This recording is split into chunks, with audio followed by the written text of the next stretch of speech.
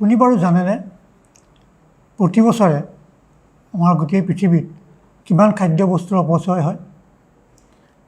আপুনি বাৰু জানেনে আপুনি পেলাই দিয়া প্ৰতিটো পলিথিন কেৰি বেগত যোগেদি জলবায়ু পৰিৱৰ্তনৰ ক্ষেত্ৰত গোলকীয় উষ্ণতা বৃদ্ধিৰ ক্ষেত্ৰত আপুনি কিমান অৰিহণা যোগাই আহিছে? আপুনি বাৰু জানেনে আমাৰ প্ৰয়োজনৰ বাবে কটা প্ৰতিজোপা গছে বায়ুমণ্ডলত কাৰ্বন ডাই অক্সাইড বৃদ্ধিত কিমান সহায় কৰি আহিছে? এনেকুৱা ধৰণৰ বহুত উদাহৰণ দিব পাৰি আৰু এনেকুৱা ধৰণৰ উদাহৰণবিলাকে আমাক এক ভৱিষ্যতৰ বাবে এক বিপদসংকুল পৰিস্থিতিৰ ফালে লৈ গৈছে। আৰু সেইবাবে আমাৰ এতিয়া গোটেই পৃথিৱীতে এটা বিশেষ কথাই সকলোৰে মাজত আলোচ্য বিষয় হৈ পৰিছে, সেইটো হৈছে বহনক্ষম উন্নয়ন। এই বহনক্ষম উন্নয়নৰ লগত বিভিন্ন কথা জড়িত আছে। আমাৰ ৰূপকৰ জ্যোতিপ্ৰসাদ আগৰৱালাই কৈছিলে, সেউজী সেউজী সেউজী অ' সেউজী ধৰণী ধুনীয়া। আমাৰ এই ধুনীয়া গাঁওখন আমাৰ সকলোৰে প্ৰিয়, আৰু সেই গাঁওখন ধুনীয়া কৰি ৰাখিবলৈ হ'লে আমি চাৰিওফালে আমাৰ ধৰণীক সেউজীয়া কৰি ৰাখিব লাগিব। আমাৰ আচাৰ ব্যৱহাৰ সেউজ হ'ব লাগিব, আমাৰ প্ৰতিটো ঔদ্যোগিক কৰ্মকাণ্ড সেউজ হ'ব লাগিব। এই প্ৰত্যেকটো আচাৰ ব্যৱহাৰ যেতিয়া সেউজ হ'ব, তেতিয়াহ'লে আমি এই আমাৰ বৰ্তমানৰ যিখন ভৱিষ্যত, আমি আজি যি ধৰণে জীয়াই আছোঁ, ভৱিষ্যত প্ৰজন্মৰ কাৰণেও সুৰক্ষিত কৰি ৰাখিব পাৰিম। সেইকাৰণেই বহনক্ষম উন্নয়ন বা ছাষ্টেইনেবল ডেভেলপমেণ্ট এই কথাখিনি অত্যন্ত গুৰুত্বপূৰ্ণ হৈ পৰিছে। এইখিনিতে আজি আমি যিকেইটা কথা আলোচনা কৰিব বিচাৰিছোঁ, সেইকেইটা হৈছে বহনক্ষম উন্নয়ননো কি, সকলোৰে বাবে বোধগম্যকৈ আমি দুই এষাৰ ক'বলৈ চেষ্টা কৰিম। বহনক্ষম উন্নয়নৰ কিছুমান লক্ষ্য স্থিৰ কৰা হৈছে, সেই লক্ষ্যবোৰনো কি, আৰু বহনক্ষম উন্নয়নৰ বাবে কি ধৰণৰ শিক্ষাৰ আমাৰ প্ৰয়োজন হ'ব আৰু আমাৰ কৰ্তব্য, এইকেইটা কথা আমি আজি থুলমূলকৈ আলোচনা কৰিবলৈ ওলাইছোঁ। প্ৰথমতে বহনক্ষম উন্নয়ননো কি? বহনক্ষম উন্নয়নৰ যদি আমি চাওঁ, এইটো বৰ্তমান প্ৰয়োজনৰ বাবে উন্নয়ন কৰোঁতে ভৱিষ্যত প্ৰজন্মৰ সামৰ্থ্যৰ সৈতে যাতে আপোচ নহয়। আৰু এই গোটেই কথাটো তিনিটা মূল স্তম্ভৰ ওপৰত প্ৰতিষ্ঠিত। এটা হ'ল পাৰিপাৰ্শ্বিক, এটা হ'ল সামাজিক, আৰু এটা হ'ল অৰ্থনৈতিক। এই পাৰিপাৰ্শ্বিক বুলি কওঁতে আমি যিটো কথা ক'বলৈ ওলাইছোঁ, যে আমি যিটো সেউজী ধৰণীৰ কথা কৈ আছোঁ, যে আমাৰ চৌকাষৰ যি পৰিৱেশ, আমি যদি তাক খুব ভালদৰে সংৰক্ষিত কৰি নাৰাখোঁ, খুব ভালদৰে সুৰক্ষিত কৰি নাৰাখোঁ, তেতিয়াহ'লে কিন্তু আমি যিটো ভৱিষ্যত প্ৰজন্মৰ কথা কৈ আছোঁ, সেইটো কিন্তু আমাৰ অত্যন্ত অসুবিধা হ'ব। তেওঁলোকৰ যিটো আহিব লগা জীৱন, সেই জীৱনটো কেতিয়াও ভালদৰে থাকিব নোৱাৰিব। মই আৰম্ভণিতে আপোনালোকক কৈছোঁ যে প্ৰত্যেক বছৰে আমাৰ গোটেই পৃথিৱীতে কিমান খাদ্যৰ অপচয় হয় আপোনালোকে জানেনে? প্ৰায় 103 কোটি টন খাদ্যবস্তুৰ অপচয় হয়।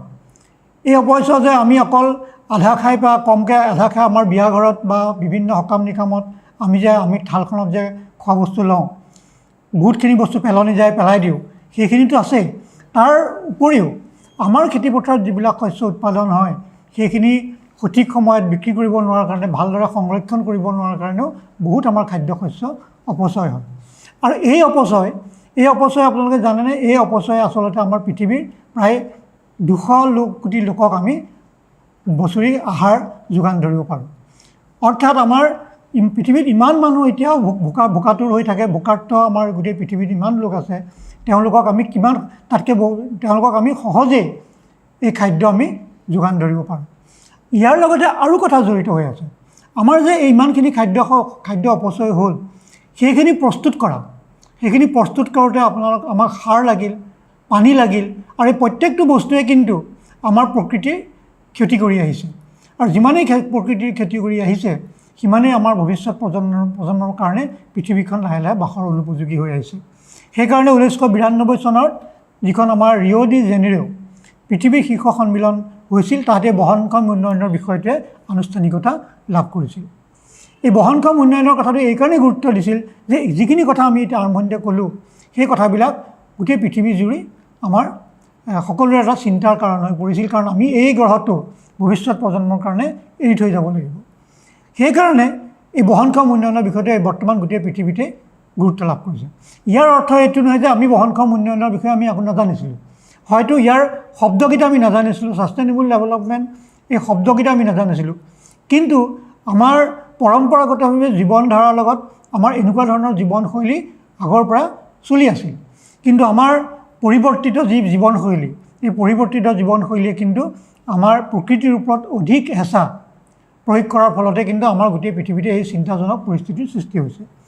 2015 চনত ৰাষ্ট্ৰসংঘৰ সাধাৰণ পৰিষদে বহনক্ষম উন্নয়নৰ কিছুমান লক্ষ্য নিৰ্ধাৰণ কৰিছিল যে আমি বহনক্ষম উন্নয়নৰ বিষয়ে আমি অধ্যয়ন কৰিলোঁ, জানিলোঁ, কিন্তু আমি কিছুমান যদি এটা লক্ষ্য স্থিৰ কৰি নলওঁ তেতিয়াহ'লে কিন্তু আমাৰ এই ভৱিষ্যত প্ৰজন্মৰ কাৰণে পৃথিৱীখন এৰি যাব নোৱাৰিম।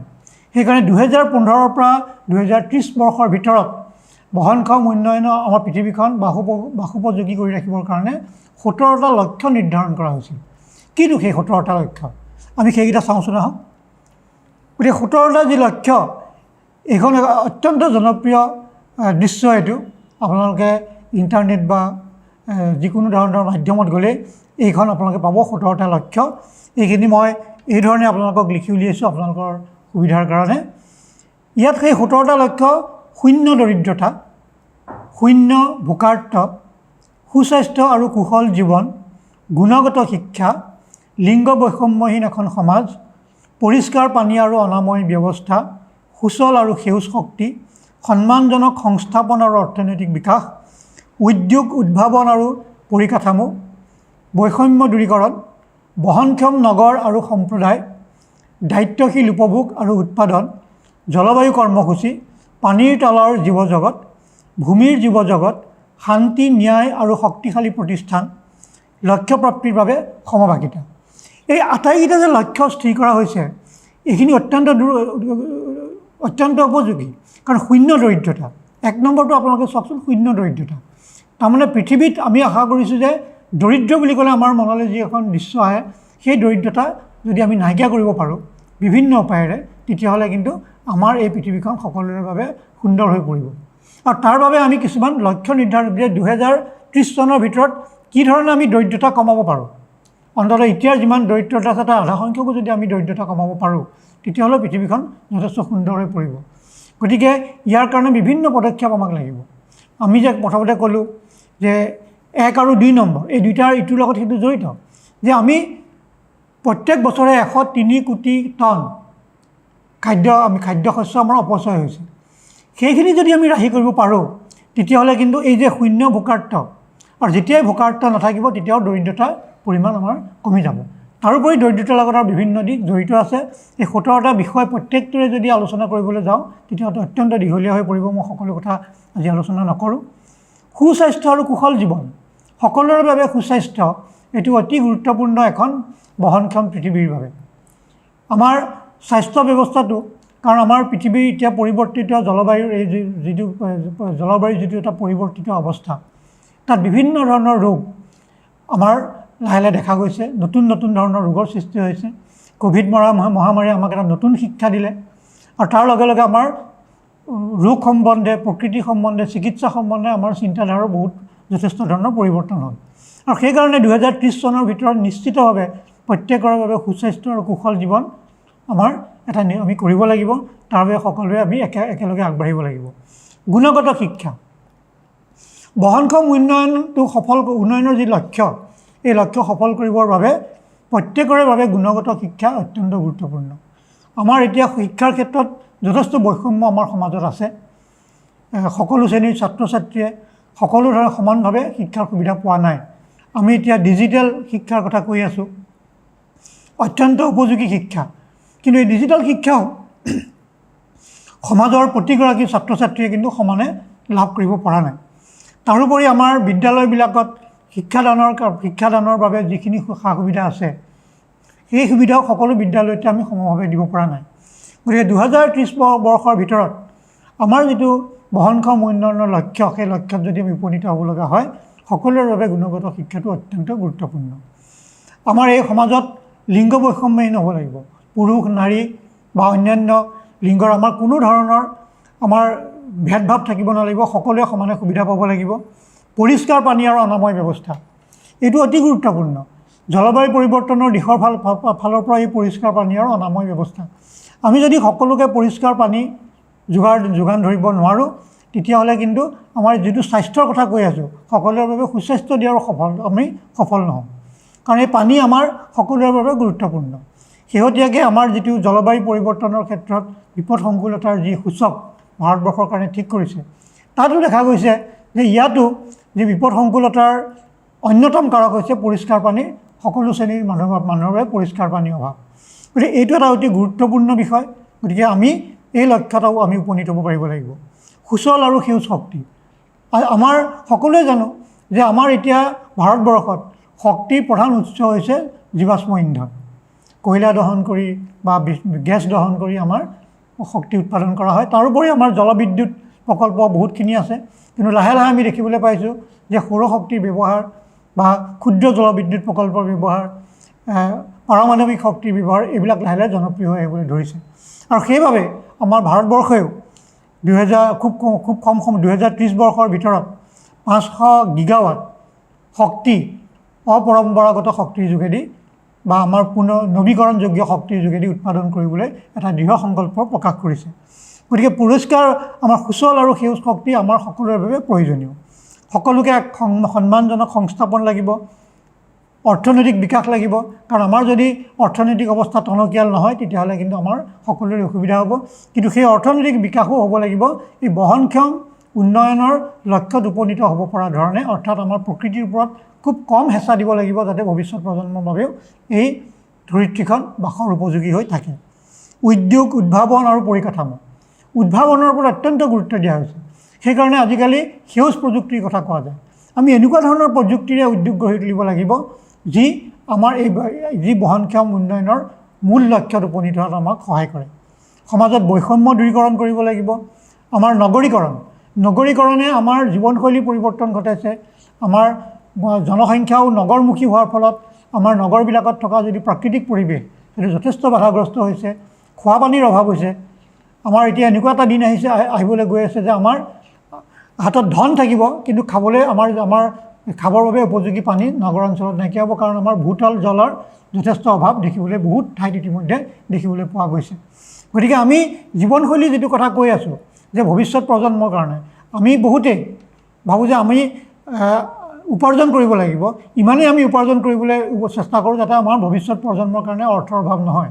কিন্তু সেইটো আচলতে নহয়। সেই অৰ্থৰ কোনো কাম নাইকিয়া হ'ব যেতিয়া আমি পইচা দিলেও আমি পানীকণ কিনিবলৈ নাপাম। গতিকে আমি সেইকাৰণে ভৱিষ্যত প্ৰজন্মৰ কাৰণে আমি যে আমাৰ এই পৃথিৱীখন সুন্দৰকৈ ৰাখি থৈ যাব লাগিব, এইবিলাক অত্যন্ত গুৰুত্বপূৰ্ণ কথা। বহনক্ষম নগৰৰ কথা চিন্তা কৰোঁতে আমি সেই কথাবিলাকো চিন্তা কৰিব লাগিব।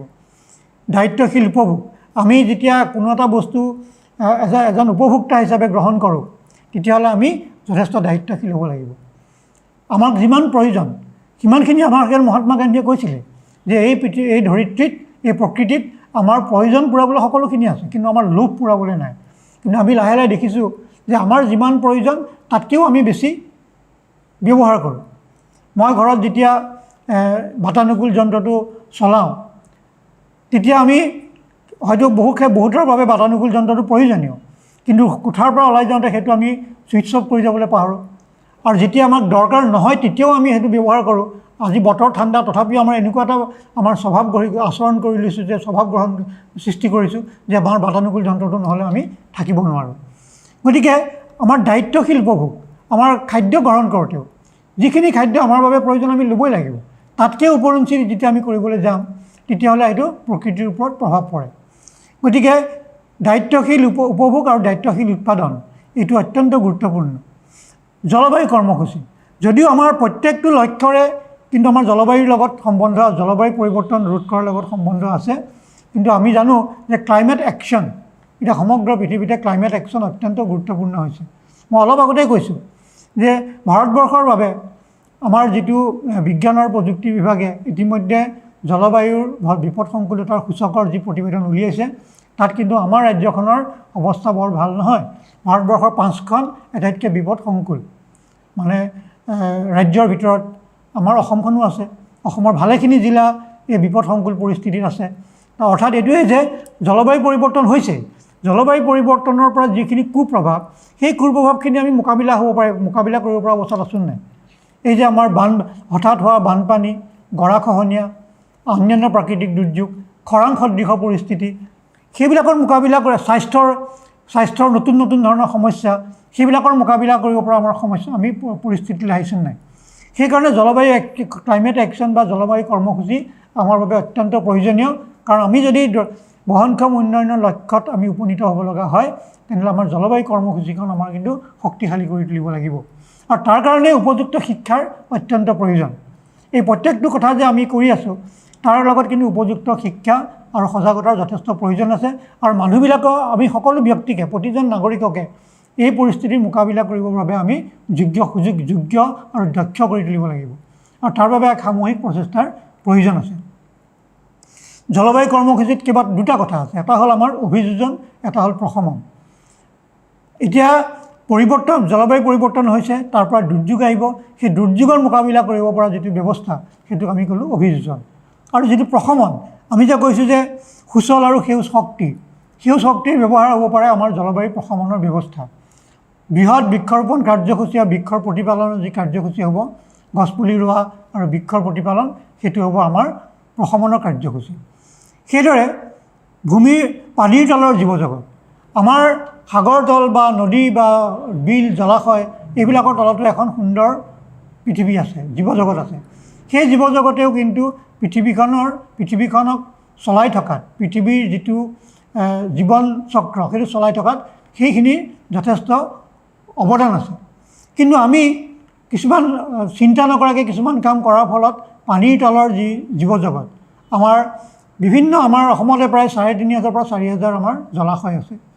আমি কিন্তু বিভিন্ন কাৰণত, নগৰীকৰণৰ ফলতে হওক বা বিভিন্ন কাৰণত সেই জলাশয়বিলাকক বিপদগ্ৰস্ত কৰি তুলিছোঁ, পুতি পেলাইছোঁ। কিন্তু সেইবিলাকে আমি সকলোৱে জানিব লাগে যে সেই জলাশয়বিলাকেও কিন্তু জলবায়ু পৰিৱৰ্তন ৰোধ কৰাত যথেষ্ট অৰিহণা যোগাই আহিছে। তাৰোপৰি আমি যে যিমানবিলাক বস্তু পেলাই দিওঁ, সেইবিলাকৰ বেছিভাগৰে কিন্তু শেষত গৈ সাগৰৰ পানীত পৰেগৈ। আৰু সাগৰৰ তলিত আমাৰ যিখন জীৱজগত আছে, সেই জীৱজগতক প্ৰভাৱিত কৰে। আৰু সাগৰ তলিৰ জীৱজগতে আমাৰ প্ৰকৃতিৰ সুৰক্ষাত, আমাৰ মানুহৰ জীৱন ধাৰণ ব্যৱস্থাত, জীৱনশৈলীত, জীৱন ধাৰণত আৰু জীৱিকা উপাৰ্জনত যথেষ্ট পৰিমাণে সহায় কৰি আছে।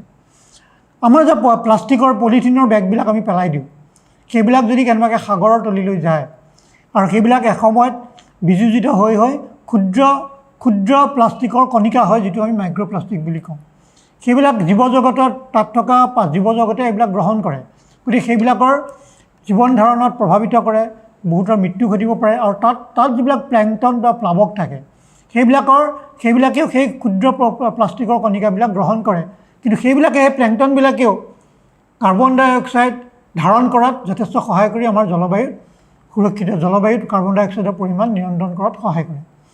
যদি এইবিলাক আক্ৰান্ত হয়, তেতিয়াহ'লে এই গোটেই প্ৰক্ৰিয়াটোত বাধাগ্ৰস্ত হয়। এই কথাবিলাক আমি আচলতে ভালকৈ নাভাবোঁ। আমাৰ প্লাষ্টিকৰ গোটেই জীৱন চক্ৰত পৰিৱেশৰ প্ৰতি আমি যি ক্ষতি কৰি আছোঁ, সেইটো কিন্তু আমি এবাৰ চিন্তা কৰি চাবৰ হ'ল। সেইদৰে ভূমিৰ জীৱজগত, আমাৰ মাটিৰ ওপৰত আমাৰ যিটো পাৰ্থিৱ যিখন জগত, তাত আমাৰ বিভিন্ন ধৰণৰ জীৱ জন্তু আছে। আমি সকলোৱে তাত বাস কৰিছোঁ।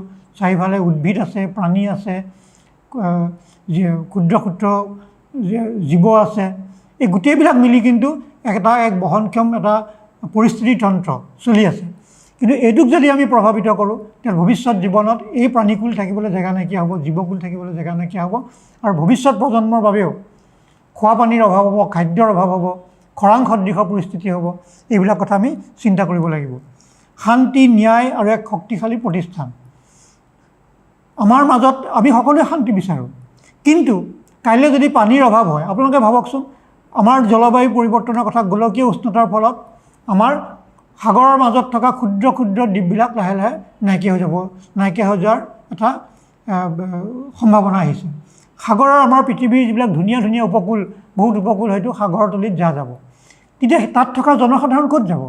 তাত থকা জনসাধাৰণ কিন্তু আমাৰ ওখ ঠাইলৈ আহিব। আৰু ওখ ঠাইত ইতিমধ্যে আমাৰ জনসাধাৰণৰ বসতি আছে। ফলত কি হ'ব? মানুহৰ মাজত সংঘাত সৃষ্টি হ'ব।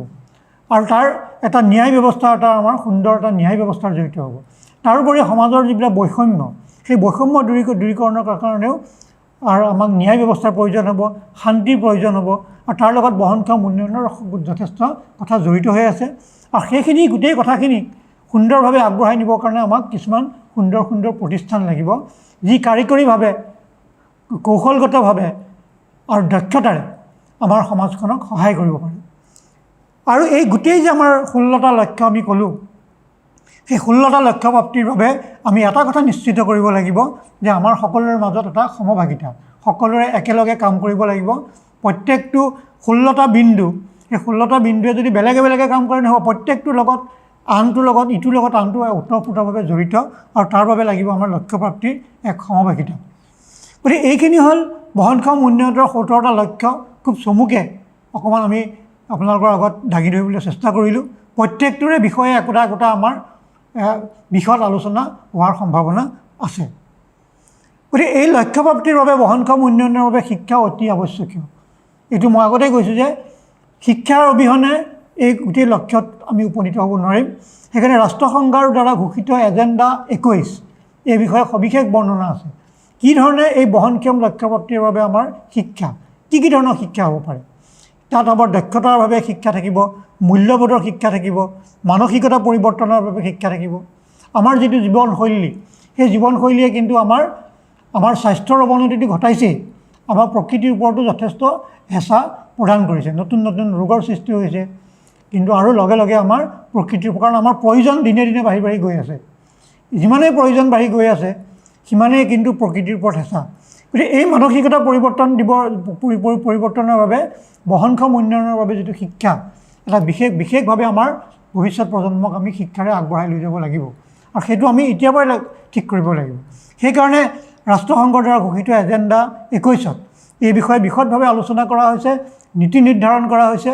কি ধৰণে আমি বৰ্তমান চামক সুন্দৰ শিক্ষা দি বহনক্ষম উন্নয়নৰ লক্ষ্য প্ৰাপ্তি আমি নিশ্চিত কৰিব পাৰোঁ, আৰু এখন ন্যায়ভিত্তিক আৰু বহনক্ষম আৰু ন্যায়ভিত্তিক সমাজ গঠনত আমি কেনেকৈ আগবাঢ়ি যাব পাৰিম। সেইকাৰণে এডুকেশ্যন ফৰ ছাষ্টেইনেবল ডেভেলপমেণ্টত কেইবাটাও কথা কোৱা আছে।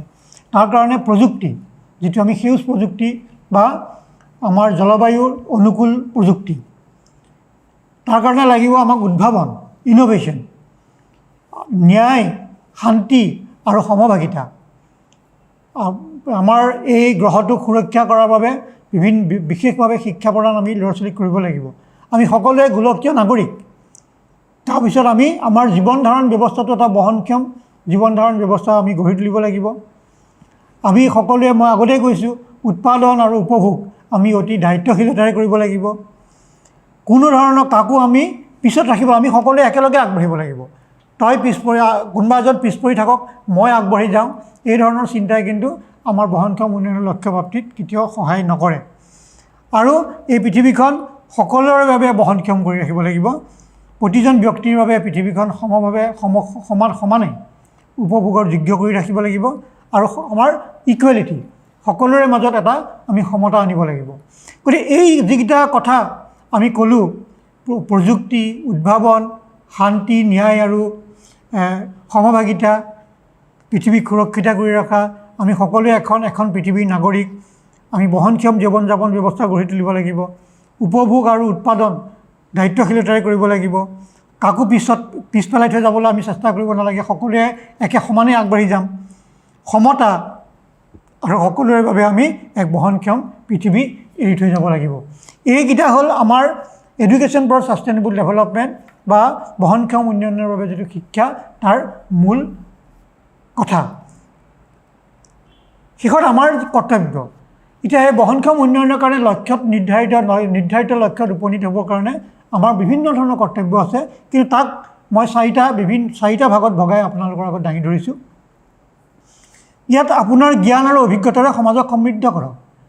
আপুনি হয়তো বিভিন্ন কথা জানিব পাৰে, যিটো আপোনাৰ সমাজক আপোনাৰ ব্যৱহাৰিক জ্ঞানেৰে সৰুৰ পৰা পৰম্পৰাগতভাৱে কিছুমান আপোনাৰ জ্ঞান আছে, যি জ্ঞানে হয়তো বহনক্ষম উন্নয়নৰ কাৰণে আপোনাক সহায় কৰিব বা সমাজক সহায় কৰিব।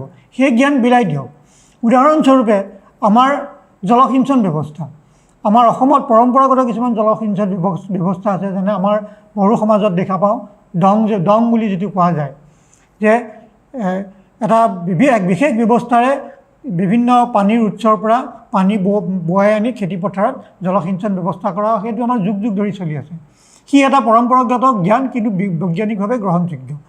আপোনাৰ হয়তো এনেকুৱা কিছুমান জ্ঞান আছে শস্য সংৰক্ষণৰ, বীজ সংৰক্ষণৰ পৰম্পৰাগত জ্ঞান, যিটো আপোনাৰ বছৰ বছৰ ধৰি যুগ যুগ ধৰি চলি আহিছে, যি আপোনাক এই পৃথিৱীত এই সুন্দৰভাৱে শস্য সংৰক্ষণ কৰা, বানপানীৰ সময়ত শস্য সংৰক্ষণ কৰা বিভিন্ন জ্ঞানে সহায় কৰিছে। আৰু সেই জ্ঞান আপুনি বিলাই দিয়ক, সি বহনক্ষম উন্নয়নৰ লক্ষ্যত উপনীত হোৱাত আমাক সহায় কৰিব। বহনক্ষম ব্যৱস্থাত অসুবিধাৰ সৃষ্টিকাৰক সমস্যা চিনাক্তকৰণত সহায় কৰক। আপোনাৰ চকুত যদি কিবা সমস্যা পৰিছে, ওচৰত যদি কল কাৰখানাৰ যোগেদি কিবা প্ৰদূষণ সৃষ্টি কৰা আপোনাৰ চকুত পৰিছে, ওচৰৰ বনাঞ্চললৈকে যদি কোনো সমস্যাৰ সৃষ্টি আপোনাৰ চকুত পৰিছে, সেই সমস্যাবিলাক আপুনি নিজে অনুধাৱন কৰক আৰু সেই সমস্যাৰ বিষয়ে সমাজত জনাওক আৰু নিৰ্দিষ্ট কৰ্তৃপক্ষক জনাওক। আপোনাৰ যদি কিবা আপুনি সেইটো কৰ্তব্য হিচাপে আপুনি গ্ৰহণ কৰক, মই নিজে এক কৰ্তব্য হিচাপে গ্ৰহণ কৰোঁ। সমস্যাৰ ব্যৱহাৰিক সমাধান আগবঢ়াওক। আপোনাৰ বা মোৰ যিটো আমাৰ জ্ঞান, আমি যিটো আমাৰ ব্যৱহাৰিক জ্ঞান, ব্যৱহাৰিকভাৱে আমি যিখিনি জ্ঞান অৰ্জন কৰিছোঁ, সেই ব্যৱহাৰিক জ্ঞান আমি যদি সমাজত বিলাই দিওঁ যে এই সমস্যাটো সমাধান কৰিবলৈ এই এটা ব্যৱস্থা আছে, আমাৰ বহুত সমস্যাৰ সমাধানৰ জ্ঞান আমাৰ নিজৰ মাজতে প্ৰচলিত। সেইখিনি যে আমি মাত্ৰ পুংখানুপুংখভাৱে অনুধাৱন কৰি আমি চিনাক্ত কৰি সমাজত বিলাব লাগে। এইখিনি ক'লে আমাৰ বহুতখিনি আমি কম খৰচতে বহুত সমস্যাৰ সমাধান আমি কৰিব পাৰিম। আৰু প্ৰথম খোজটো আপুনিয়ে দিয়ক। আমি কৈ আছোঁ যে প্লাষ্টিকৰ বেগ আমি বজাৰলৈ নিব নালাগে, আমাৰ বিভিন্ন ধৰণৰ আইনগতভাৱে ইয়াক বন্ধও কৰা গৈছে, কিন্তু আপুনি বা মই বজাৰলৈ এখন কাপোৰৰ মোনা বা আমাৰ এখন স্থায়ী মোনা এখন আমি লৈ গৈছোঁনে? প্ৰথম খোজটো আপুনিয়ে দিয়ক। আমি যে গছপুলিটো ৰুই থৈ সেই গছপুলিটো পাহৰি গৈছোঁ নে তাক আমি ডাঙৰ দীঘল কৰি প্ৰতিপাল কৰিছোঁ, সেইটো আপুনি মই চাওঁ। আপোনাৰ মোৰ যিটো জীৱনশৈলী, সেই জীৱনশৈলীটো কেনে, যে আমি প্ৰয়োজনতকৈ বেছি বস্তু ব্যৱহাৰ কৰিছোঁ নেকি? সেইটো আমাৰ প্ৰথম খোজটো মই দিম, প্ৰথম খোজটো আপুনি দিয়ক। আমি যে এখন ৰাজহুৱা স্থানত গ'লে আহাৰ গ্ৰহণ কৰোঁ, আহাৰ গ্ৰহণ কৰিবলৈ যাওঁতে আমি কিমান খাদ্যবস্তু নষ্ট কৰিছোঁ বা ঘৰত আমি কিমান খাদ্যবস্তু নষ্ট কৰিছোঁ। মই নষ্ট কৰা প্ৰতিখিনি খাদ্যই আন এজনক ভোকাৰ্তভাৱে ৰখাত সহায় কৰিছে নেকি, সেই কথাটো চিন্তা কৰাৰ আপোনাৰ দায়িত্ব আপোনাৰ, সেই কথাটো চিন্তা কৰাৰ দায়িত্ব মোৰ। সেইকাৰণে প্ৰথম খোজটো আপুনি দিয়ক, প্ৰথম খোজটো ময়ে দিওঁ। এইখিনি কৰিলে আমি বহনক্ষম উন্নয়নৰ লক্ষ্যত উপনীত হোৱাত আমি অন্ততঃ ক্ষুদ্ৰভাৱে হ'লেও আমি অৰিহণা যোগাব পাৰিম। সেইকাৰণে বেন কি মুন, ৰাষ্ট্ৰসংঘৰ প্ৰাক্তন সচিব প্ৰধান, তেখেতে বহনক্ষম উন্নয়নৰ কথা ক'বলৈ যাওঁতে এটা কথাই কৈছিল, বহনক্ষম উন্নয়ন হৈছে আমি সকলোৰে বাবে বিচৰা ভৱিষ্যত প্ৰাপ্তিৰ নিৰ্দিষ্ট গতিপথ। ইয়াৰ কোনো বিকল্প নাই। আমি প্ৰত্যেকেই আহক একেলগে হাতে হাত ধৰি বহনক্ষম উন্নয়নৰ এই 17টা লক্ষ্যত উপনীত হোৱাত সমভাগিতাৰে কাম কৰোঁ, আৰু তেতিয়াহে আমি ভৱিষ্যত প্ৰজন্মৰ বাবে এখন সুন্দৰ পৃথিৱী এৰি থৈ যাব পাৰিম। ধন্যবাদ।